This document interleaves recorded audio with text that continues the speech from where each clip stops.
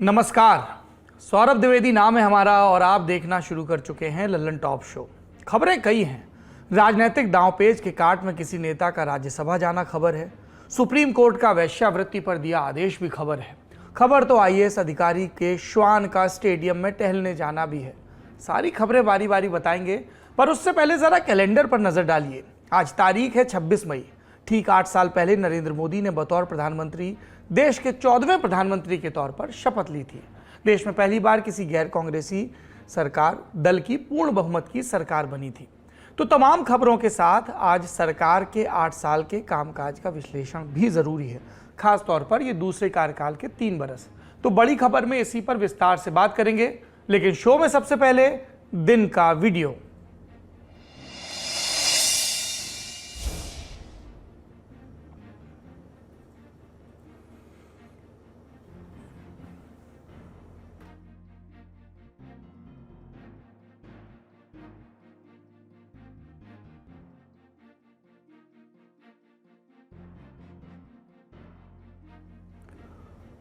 ये वीडियो बिहार के मोतिहारी का है, जहां बदमाशों ने एक ज्वेलरी शॉप में 2 मिनट में 2 करोड़ की लूट को अंजाम दिया। सिर्फ 2 मिनट में।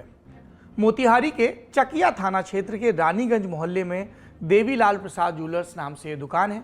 25 मई को शाम 5:32 पर 8 बदमाश दुकान में घुसते ही दुकानदार समेत ग्राहकों को हथियार दिखाकर डराने लगे। इस बीच दुकान में फायरिंग भी हुई, जिसमें 2 लोग घायल हो गए।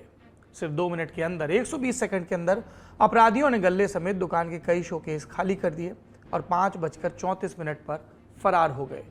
पूरी घटना सीसीटीवी में कैद है और बिहार के लगभग हर मोबाइल फोन में है। और चर्चा हो रही है अपराध के तंत्र की, लूट की। इस तरह की खबरें पूरे देश से आती हैं।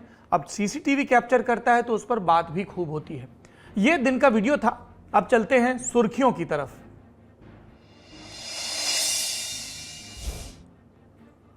पहली सुर्खी, आज देश की सर्वोच्च अदालत ने यानी सुप्रीम कोर्ट ने सेक्स वर्कर्स के अधिकारों को लेकर कुछ अहम निर्देश जारी किए। कोर्ट ने सेक्स वर्क को प्रोफेशन यानी पेशा माना। साथ ही कहा कि संविधान के अनुच्छेद 21 के तहत एक सेक्स वर्कर को उतनी ही सुरक्षा और सम्मान मिलना चाहिए जितना कि देश में किसी दूसरे प्रोफेशनल को मिलता है। कोर्ट ने पुलिस को निर्देश दिए कि वो वयस्क और अपनी मर्जी से सेक्स वर्क करने वाली महिलाओं के खिलाफ किसी तरह की कोई कानूनी कार्रवाई न करे।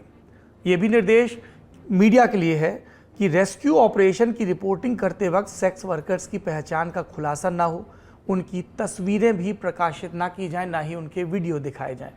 अगर मीडिया ग्राहकों संग सेक्स वर्कर्स की तस्वीरें प्रकाशित करता है तो आईपीसी की धारा 354C के तहत कार्रवाई होगी।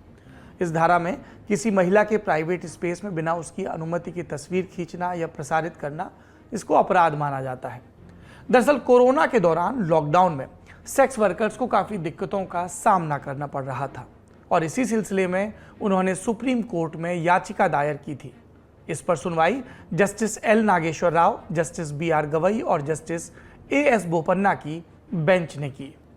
बेंच ने गाइडलाइंस जारी की और क्या कहा, सुनिए।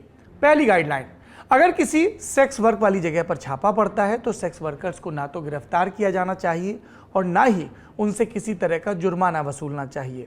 ब्रॉथल यानी वो जगह जहां सेक्स वर्क होता है, उसे चलाना गैर कानूनी है, लेकिन अपनी इच्छा से सेक्स वर्क करना अपराध नहीं है। दूसरी बात, एक बच्चे को उसकी मां से केवल इस आधार पर अलग नहीं किया जाना चाहिए कि वो सेक्स वर्कर है। कोर्ट ने कहा कि सेक्स वर्कर्स और उनके बच्चों को सम्मान के साथ जीने का अधिकार है और उस अधिकार का प्रोटेक्शन जरूरी है। अगर किसी ब्रॉथल में या किसी सेक्स वर्कर के साथ कोई माइनर रहता है तो ये नहीं मान लेना चाहिए कि उस बच्चे को ट्रैफिकिंग के जरिए ही लाया गया है। अगर कोई सेक्स वर्कर किसी अपराध की शिकायत लेकर आती है तो पुलिस उसके साथ भेदभाव नहीं करेगी, खासकर तब जब उसके खिलाफ हुआ अपराध सेक्सुअल नेचर का हो। यौन उत्पीड़न से पीड़ित सेक्स वर्कर को हर तरह की सुविधा उपलब्ध कराई जाए, जिसमें मेडिकल और लीगल केयर भी शामिल है। अगर छापे के दौरान सेक्स वर्कर्स के पास कॉन्डोम मिलता है तो उसे आरोपी के सबूत के तौर पर इस्तेमाल न किया जाए। रेस्क्यू की गई या मजिस्ट्रेट के सामने पेश की गई सेक्स वर्कर्स को 2-3 साल से ज़्यादा समय के लिए सुधार गृह में न रखा जाए। अगर जांच में पाया जाता है कि वर्कर की सहमति थी तो उन्हें छोड़ भी दिया जाए। कोर्ट ने स्पष्ट किया है कि ये निर्देश तब तक लागू रहेंगे जब तक कि केंद्र सरकार इस पर कानून लेकर नहीं आती। इस मामले पर अगली सुनवाई 27 जुलाई को होगी। अगली सुर्खी की तरफ चलते हैं। बंगाल में एक बार फिर सीएम ममता बनर्जी और राज्यपाल जगदीप धनखड़ खबरों में हैं। वजह है ममता सरकार का एक फैसला। आज कोलकाता में ममता कैबिनेट की अहम बैठक हुई, जिसमें फैसला लिया गया कि राज्य के विश्वविद्यालयों की चांसलर अब राज्यपाल की जगह मुख्यमंत्री ममता बनर्जी होंगी। बंगाल विधानसभा में जल्दी इस फैसले को लेकर संशोधन बिल आएगा।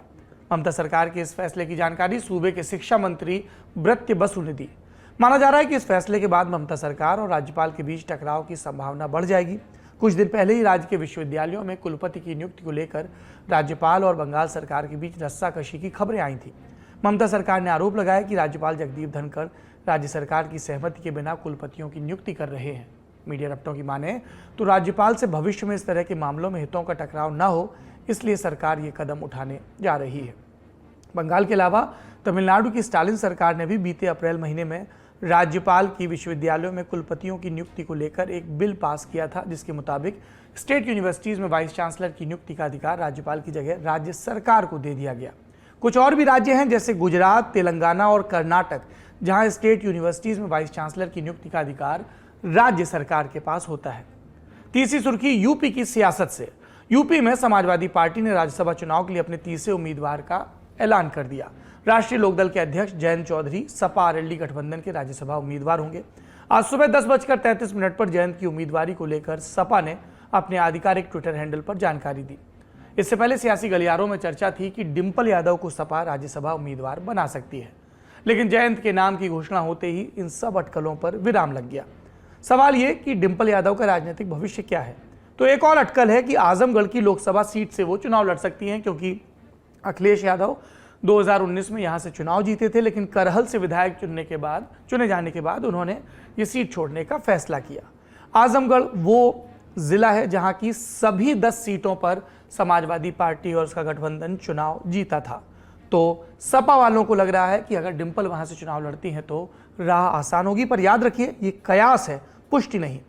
जयंत से पहले 25 मई को पूर्व कांग्रेस नेता कपिल सिब्बल और सपा नेता जावेद अली ने भी नामांकन दाखिल किया था। सिब्बल ने निर्दलीय प्रत्याशी के रूप में पर्चा भरा और सपा उन्हें समर्थन दे रही है। 2016 में भी सपा ने कांग्रेस उम्मीदवार के रूप में सिब्बल का समर्थन किया था, उन्हें राज्यसभा भेजा था। वहीं यूपी में संभल के रहने वाले जावेद अली दूसरी बार राज्यसभा जा रहे हैं।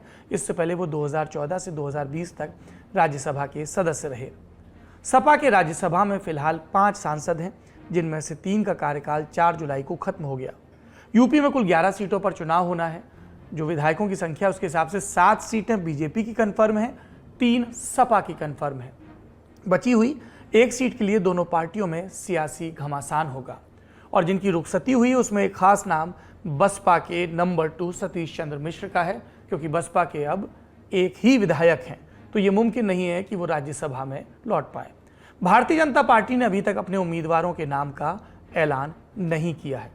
दूसरे राज्यों में भी राज्यसभा चुनाव की कवायद चल रही है, जिसके बारे में विस्तार से हम बात करेंगे शनिवार की सुबह आने वाले लल्लन टॉप के वीकली पॉलिटिकल शो नेता नगरी में। आखिरी सुर्खी ये सोशल मीडिया से जुड़ी है। आज सुबह से एक तस्वीर की बड़ी चर्चा है। इसको इंडियन एक्सप्रेस के पत्रकार अभिनव साहा ने अपने कैमरे में कैद किया। तस्वीर में एक कुत्ते के साथ एक व्यक्ति दिखाई दे रहे हैं जो भारतीय प्रशासनिक सेवा यानी आईएएस हैं, अधिकारी हैं। इन पर आरोप है कि जब ये अपने कुत्ते के साथ वॉक पर जाते हैं तो स्टेडियम एथलीट से खाली करा दिया जाता है। इंडियन एक्सप्रेस में छपी एंड्रू एमसन की रिपोर्ट के मुताबिक दिल्ली सरकार द्वारा संचालित त्यागराज स्टेडियम में खिलाड़ियों को पिछले कुछ वक्त से स्टेडियम की टाइमिंग को लेकर मुश्किलों का सामना करना पड़ रहा है। खिलाड़ियों समेत कोच की शिकायत है कि उन्हें शाम 7 बजे तक अपनी ट्रेनिंग खत्म करने के लिए मजबूर किया जा रहा है, और इसके पीछे की वजह आईएएस अधिकारी संजीव खिरवार का अपने कुत्ते के साथ ट्रैक पर टहलना। खिलाड़ियों का कहना है कि पहले यहाँ 8 से 8:30 तक ट्रेनिंग दी जाती थी, लेकिन अब 7 बजते ही स्टेडियम छोड़ने के लिए कहा जाता है। गार्ड सीटी बजाने लगता है। ट्रेनिंग और प्रैक्टिस पर असर पड़ता है। हालांकि दिल्ली सरकार में राजस्व विभाग के प्रिंसिपल सेक्रेटरी संजीव खिरवार ने अपने ऊपर लगे आरोपों को निराधार बताया। कहा कि वो कभी कभी ही अपने कुत्ते के साथ स्टेडियम में आते हैं और उसकी वजह से खिलाड़ियों की प्रैक्टिस में कोई बाधा नहीं आती। मामला सामने आने के बाद दिल्ली सरकार की प्रतिक्रिया आई। डिप्टी सीएम मनीष सिसोदिया ने ट्वीट कर कहा कि सीएम केजरीवाल ने दिल्ली सरकार के सभी स्टेडियम को रात 10 बजे तक खुला रखने के निर्देश दिए हैं। ये थी आज की सुर्खियां। अब दिन की बड़ी खबर। ये थी सुर्खियां। अब चलते हैं दिन की बड़ी खबर की तरफ।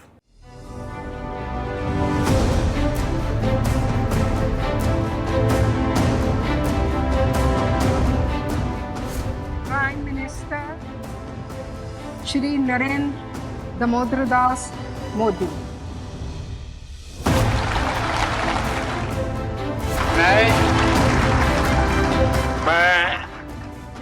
नरेंद्र दामोदर दास मोदी ईश्वर की शपथ लेता हूं कि मैं विधि द्वारा स्थापित भारत के संविधान के प्रति सच्ची श्रद्धा और निष्ठा रखूंगा।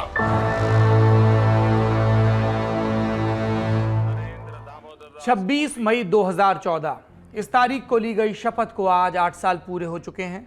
16 मई को जब नतीजे आए तो याद करिए, प्रधानमंत्री मोदी ने वडोदरा में एक नारा लगवाया, अच्छे दिन आने वाले हैं। क्या वाकई अच्छे दिन आए? इस सवाल के आज की तारीख में दो जवाब हैं। समर्थक कहते हैं कि इससे अच्छे दिन भला क्या हो सकते हैं, और विरोधी कहते हैं अच्छे दिन सिर्फ चंद लोगों के लिए आए। इन दोनों ही जवाबों के बीच का भी कोई जवाब हो सकता है, बशर्ते उसके लिए हमें 8 सालों के तमाम कामों को सरसरी निगाह से देखना हो सकता है कि निष्कर्ष तब भी ना निकले, पर मोटा माटी आइडिया लग सकता है।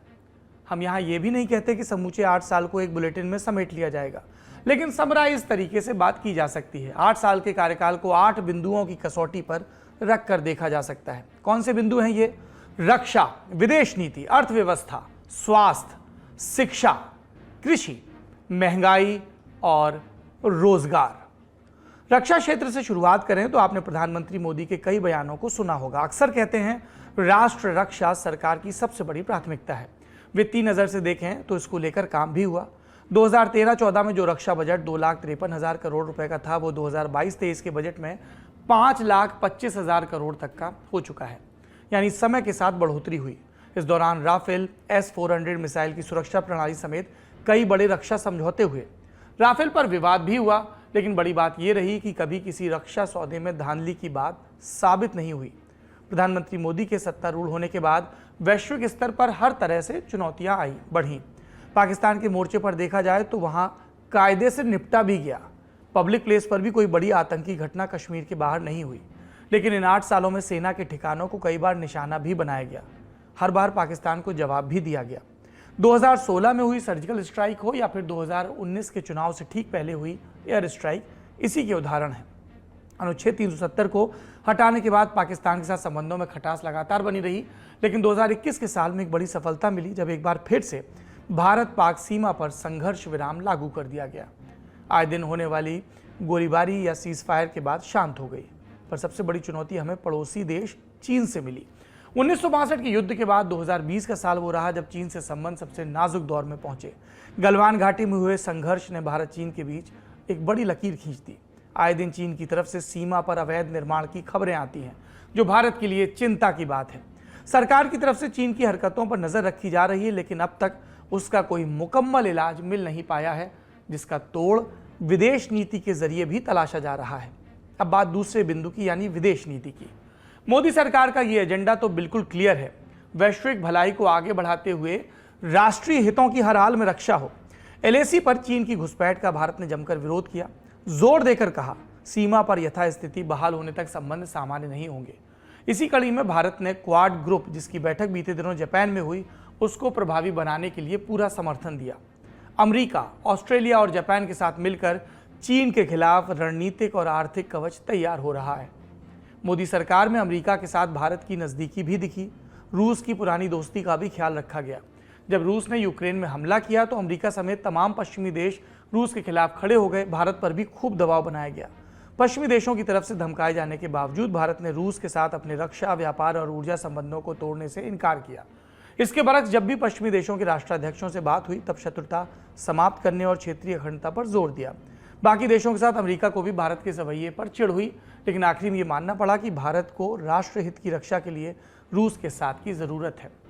इसके अलावा विदेशी निवेश में भी बीते 8 साल में बढ़ोतरी देखने को मिली। 2014 में FDI यानी फॉरेन डायरेक्ट इन्वेस्टमेंट 1,48,000 करोड़ था, जो 2022 में बढ़कर 4,37,000 करोड़ हो चुका है। भारत के एक्सपोर्ट यानी निर्यात में भी इजाफा हुआ है। 2014 में भारत 19 लाख करोड़ रुपए विदेश में सामान बेचकर कमा रहा था। 2022 में एक्सपोर्ट की रकम बढ़कर 31 लाख करोड़ रुपए हो गई है। पैसे रुपए की बात हुई तो अब अर्थव्यवस्था वाले बिंदु पर आते हैं। कोविड काल में हमने देखा पूरी दुनिया की अर्थव्यवस्था का भट्टा किस तरह से बैठ गया। भारत को भी तगड़ी चोट पहुंची। 2014 के मुकाबले में तुलना करें तो भारत की जीडीपी पहले की तुलना में काफी बढ़ी है, लेकिन इतनी नहीं कि वो 2025 में प्रधानमंत्री मोदी के उस सपने को पूरा कर सके जिसमें उन्होंने कहा था कि तब तक भारत की अर्थव्यवस्था $5 ट्रिलियन तक पहुंच जाएगी। ये लक्ष्य रखा गया था। वो तभी संभव था जब विकास दर प्रति वर्ष 10% के ऊपर होती, लेकिन पहले कोरोना, फिर रूस यूक्रेन युद्ध ने बहुत कुछ बदल दिया। इस साल रिजर्व बैंक ने 7.2% विकास दर का अनुमान रखा है। भारत की कुल जीडीपी मौजूदा वक्त में $2.9 ट्रिलियन की है और 3 साल से भी कम वक्त में $5 ट्रिलियन के आंकड़े को छू लेना फिलहाल बहुत मुश्किल काम है। विदेशी मुद्रा भंडार की बात करें तो वहां अच्छी खासी बढ़ोतरी देखने को मिलती है। दर्ज आंकड़ों में 9 मई 2014 तक भारत का विदेशी मुद्रा भंडार 19 लाख करोड़ रुपए था। 13 मई 2022 के आखिरी आंकड़ों में भारत का विदेशी मुद्रा भंडार बढ़कर 46 लाख करोड़ रुपए हो चुका है, जिसे मोदी सरकार अपनी बड़ी उपलब्धि मानती है। पर इसके दूसरे पहलू पर भी गौर करना चाहिए, जो विदेशी कर्ज का है।